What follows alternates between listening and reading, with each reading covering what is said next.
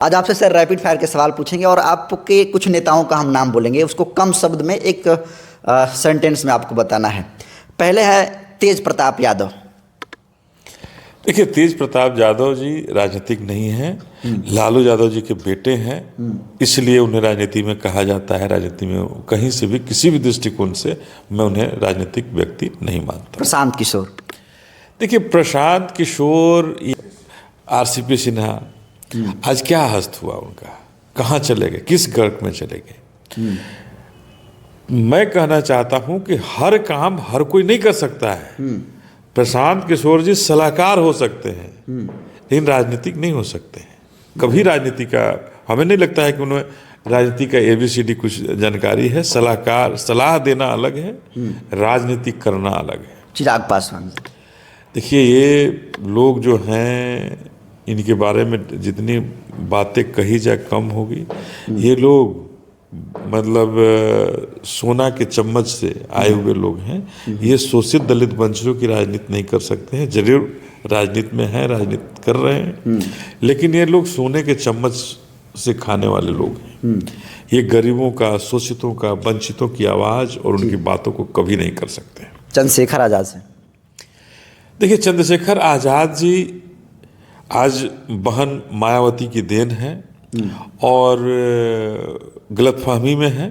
हम उनको आज भी सलाह यही देना चाहेंगे, साथ आना चाहिए, कि उन्हें मिशन के अगर सही मामले में बाबा साहब के सपनों के साथ जीना चाहते हैं, मानव काशी राम के कहते हैं कि मैं भक्त हूँ और उनके नाम से चलना चाहते हैं, तो भारतीय जनता पार्टी के एजेंडे में नहीं शामिल हो और उन्हें बहुजन समाज पार्टी के साथ शामिल होना चाहिए, बिना शर्त शामिल होना चाहिए। पप्पू यादव सर।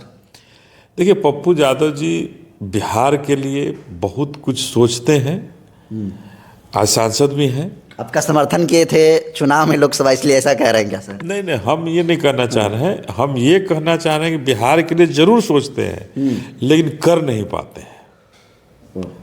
कर नहीं पाते हैं बिहार के लिए। सोचते बहुत कुछ हैं, लेकिन कर नहीं पाते हैं। आज सांसद हैं, लेकिन बिहार के लिए क्या किए हैं ये उनको बताना चाहिए और करना चाहिए। बिहार की जनता जी ने जितना प्यार उनको पूर्णिया से दी है, निश्चित रूप से उन्हें करना चाहिए और कोई एक ऐसा क्षेत्र जरूर बनाना चाहिए कि हम इस क्षेत्र से हमेशा सांसद हैं, सांसद रहें आगे। राहुल गांधी सर। देखिए, राहुल गांधी जी एक बड़े नाम हैं, बड़े नाम हैं, चूँकि भाई उनके घर में लगातार प्रधानमंत्री के दावेदार रहे, प्रधानमंत्री रहे जी। और निश्चित रूप से राहुल गांधी जी भी एक प्रधानमंत्री के रूप में ही देखे जा रहे थे।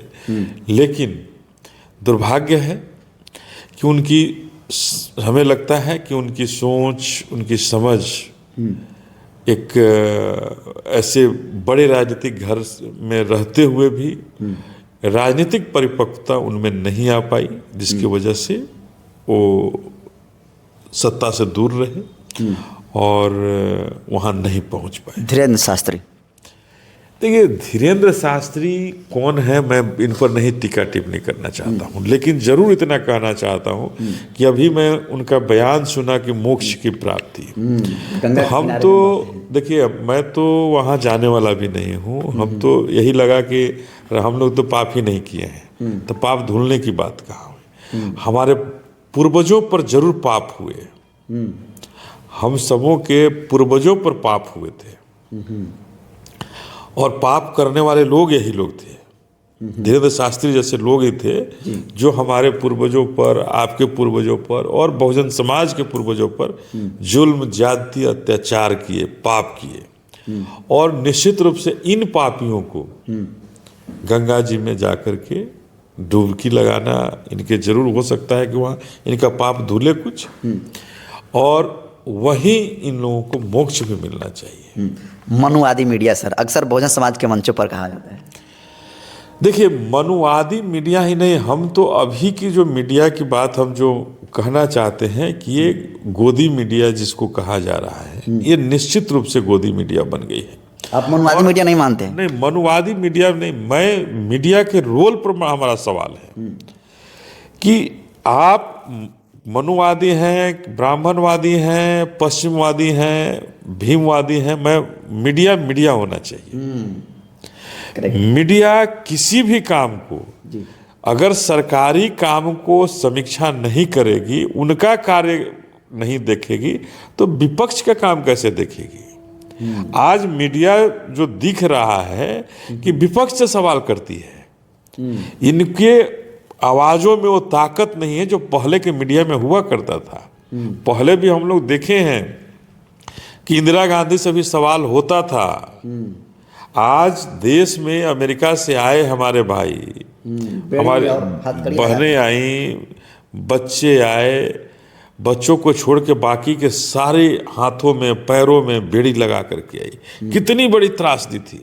तो गलत है ना सर, वो तो गलत है। अगर इलीगल तरीके से जाएंगे, डंकी रूट का सहारा लेंगे, तो वो तो गलत है। लेकिन गलत अगर कहीं किस लिए गलत कहते हैं?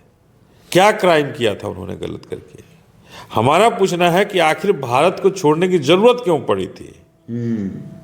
भारत को रोजी रोटी कपड़ा मकान के लिए उन्होंने छोड़ा था ना। जी सर।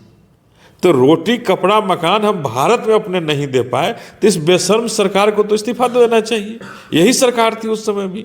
अभी वो बेचारे एक साल से घर से बाहर रहे, 8 महीना 9 महीना में अमेरिका पहुंचते हैं और वहां से पुलिस पकड़ के, अमेरिका पुलिस पकड़ के जेल में डालती है और उसको बेड़ियों से जकड़ करके फ्लाइट में बैठाती है और वो फ्लाइट उसको इंडिया आकर के अमृतसर में वापस छोड़ देती है। और ये सरकार के मुखिया मोदी जी कहते हैं, उसकी तुलना किससे करते हैं? इमरजेंसी लगा था और उसमें जॉर्ज फर्नांडिस को हथकड़ियों में बंद किया गया था।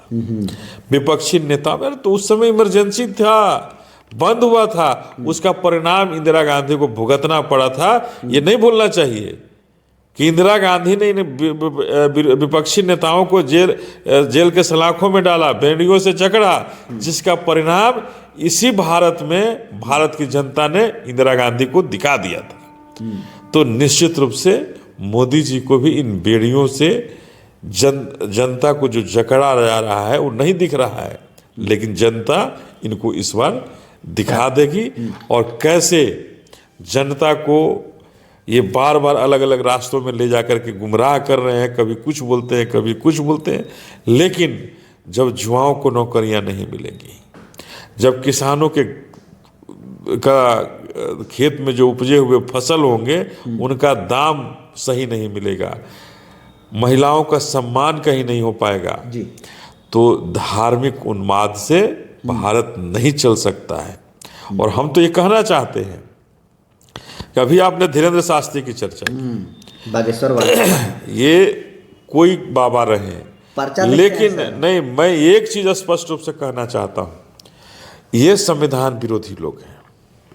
और बहुजन समाज पार्टी की सरकार बनेगी तो निश्चित रूप से ये संविधान विरोधी लोग जो हिंदू राष्ट्र की चर्चा कर रहे हैं जी, ये बाबा साहब के सपनों का भारत नहीं, बाबा साहब के सपनों को उजाड़ने वाली भारत बनाना चाहते हैं। बाबा साहब के संविधान को जलाने वाले लोग हैं ये।